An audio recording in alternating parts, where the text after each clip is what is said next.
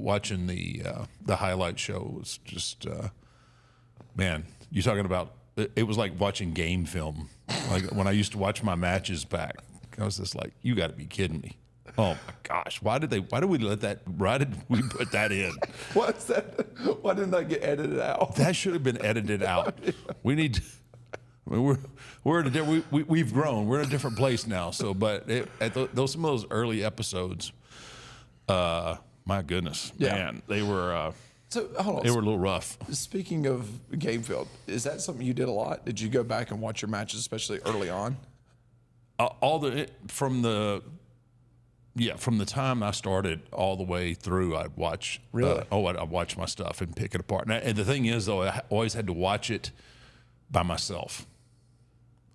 Like for years and years. So you do pay-per-views. The next day you go right into TV, right? No, excuse me. Premium live events. Premium live events. I'm still catching up with the, what the kids are saying today.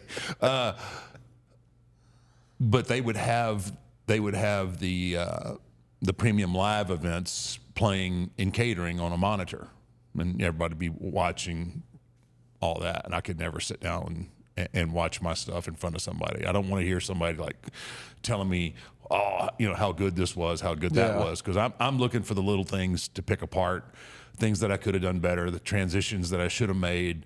I know what the good stuff is. I need to concentrate on the bad things and where I could make myself better. But that was pretty much my whole career.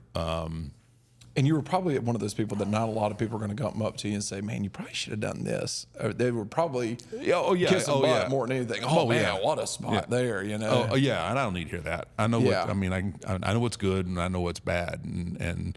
But I was always like, I had to be by myself so that I could focus on, like, man, I wish I would have done this instead of that. And then I could have done this. Yeah.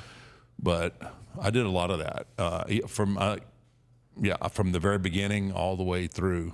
Well, maybe not so much probably the last couple of years. The last couple of years were kind of me watching like, oh my God, what am I doing in the ring? It's a train wreck. The last couple of years I was basically watching my body become rigid. Yeah.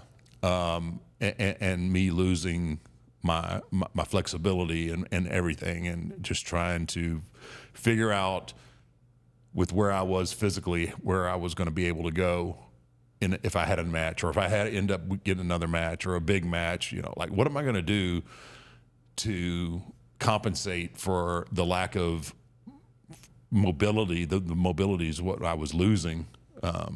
You watch something from 2007 or 08 to 15 or 16, it's like it's a whole different person. I move so much differently, and so then it was more of like, okay, what can I do that's really good? And so it's like you were watching those matches there towards the end, going, I don't need to try that. I need to stay away from that. It exposes me for not being able to move the way I want to move. I used to be able to do, but I just can't do it anymore. I can't do it the same way, and I don't want to cheapen anything. So it was always trying to figure out how to, with what I had in what I had in the tank, to optimize and what wasn't there anymore. Was there ever anybody that you wanted to watch your matches and give you feedback, or was there anybody that you ever asked, could you watch this and tell me where I can improve, no matter where that was in your career? Yeah, there were a few people. I mean, guys like Arn Anderson. Mm-hmm. Not necessarily gimmick guys, but obviously I'm a gimmick because I think I had a pretty good handle on the gimmick. But I always wanted to be. I always wanted to be more than the gimmick, right? I always wanted to be a top wrestler, as well as having this gimmick. And guys like Arn Anderson and Bret, guys like that, it would have been nice to have some of their feedback, because they just had kind of a different insight on their approach. Yeah. They were such technicians. those kind of guys. Yeah. But everybody else, it was, whatever. Not that I couldn't have been, some good critiques. Triple H occasionally would offer things up, and I always respected, because I always felt like he had a really good eye, not only for what he was doing, even when he was just a talent. He had a pretty good grasp, especially of the top guys, of what what they were doing, and so he's always kind of been in that role of just knowledge and having a understanding of I think he had a pretty good understanding of what I was trying to do. So if he had something, he would share it, and was vice it something versa. that those guys could naturally come up to you and have that conversation, or were they even, if he wants critiquing, he'll ask for it?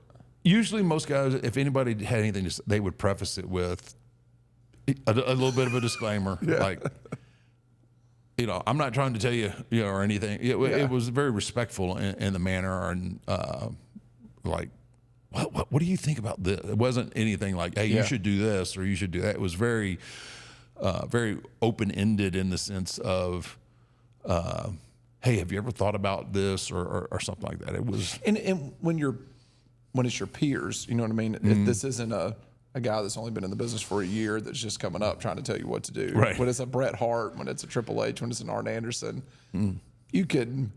Yeah, you can listen. You obviously want to listen because they're all. I mean, they've all been at the top of the page, right? So and you don't take it.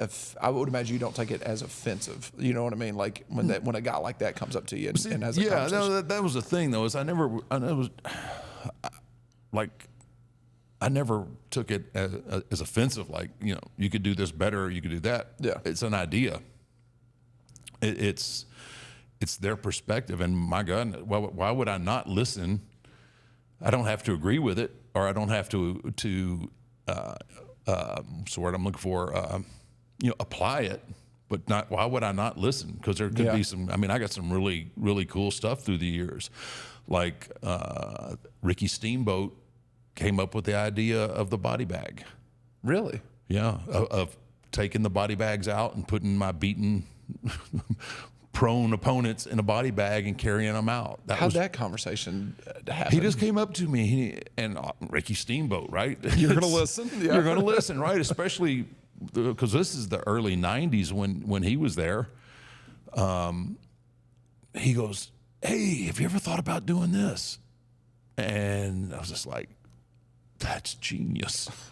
It turned out to be a rib on me after a while of having to not, you work these guys, and most of them, it was squash matches, and they were extras, or whatever term you want to use, jabronis. What do they call them? No, you're not allowed to say jabroni anymore. Well, that's what they were, the jabrones. They're extras or enhancement talent. Yes. Right? Talent enhancers. Yes. You don't want to. You don't want to offend the jabrones, yes, right? Yes, talent enhancers. I started out as a jabrone, so I can. There you go. There you go. Yeah.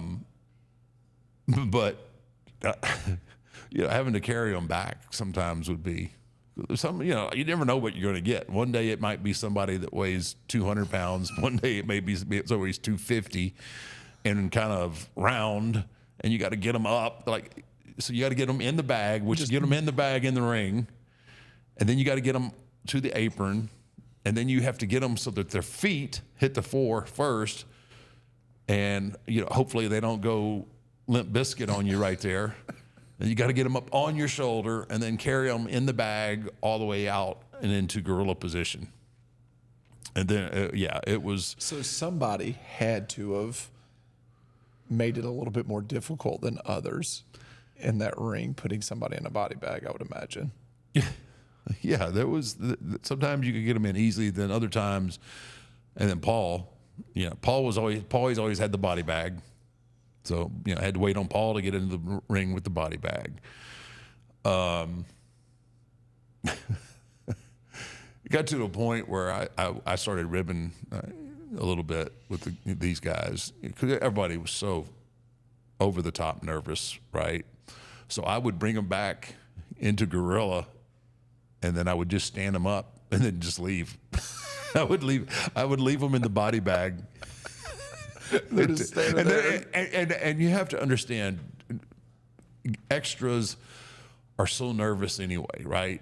These guys are trying to just catch somebody's eye, to show that they have something, that somebody might give them an opportunity, and you're so freaking nervous just being there. And then to be there and get chosen to work is a whole nother deal. And then getting chosen to work with a top guy is a whole nother, ass pucker right there. So it was kind of my way of. And they're standing there. They don't want to add. They don't. They don't. Yeah, anything. they don't want to They're say. just standing there. They're just being standing quiet. there, right? And then it just become like, how long will they stand there before somebody says something? I had somebody told me, like, this guy, he just was standing there, and finally somebody come and let him out, because I'd put him down and left, right? And then somebody comes back to the dressing room. The guy was just standing there. We finally had to let him out. 2 matches have happened. He was just going to stand there. And then I felt pretty. No, I didn't. It was entertaining. It was a different time then, right? I mean, it was a different time. There wasn't any. There's nothing malicious there. No, there was no. I know. Yeah, no, it was just fun. No. So I can't believe Ricky Steamboat. Yeah, of all people, right? Ricky Steamboat coming up with the body bag. Yeah, that was his. Wow, he was just on AEW the other day. Looks great. I mean, God, He doesn't age really. No, not at all. He got a little snow on the roof, but it's made him look better. I mean, he's just, yeah. Yeah, he's just, what a phenomenal worker he was, and just a good mind for the business, and sweetheart of a guy too. Yeah. Yeah. And I mean, he, in my opinion, he stole the match of the night there at WrestleMania 3. At WrestleMania, who do you wrestle with? Macho Man. Yeah. I mean, everyone remembers, of course, Hogan and Andre, but no. That was a great match. yeah. But the Ricky Steamboat Macho Man match was that for was I think it was for the Intercontinental Championship. And yeah, it was. Yeah, that was one of those where it was like you and Sean at 25. I feel like those two guys may have looked at each other before that match and went, Yeah, let's go burn this house down. yeah, I'm pretty sure of that. Knowing both of them. I mean, that's what you do. If you don't have that in you on that show to go out, Yeah. and wanted to steal the show, then you shouldn't be on the card to start with. But anyway, back to watching film and all of that. That's what I was doing to our old episodes, and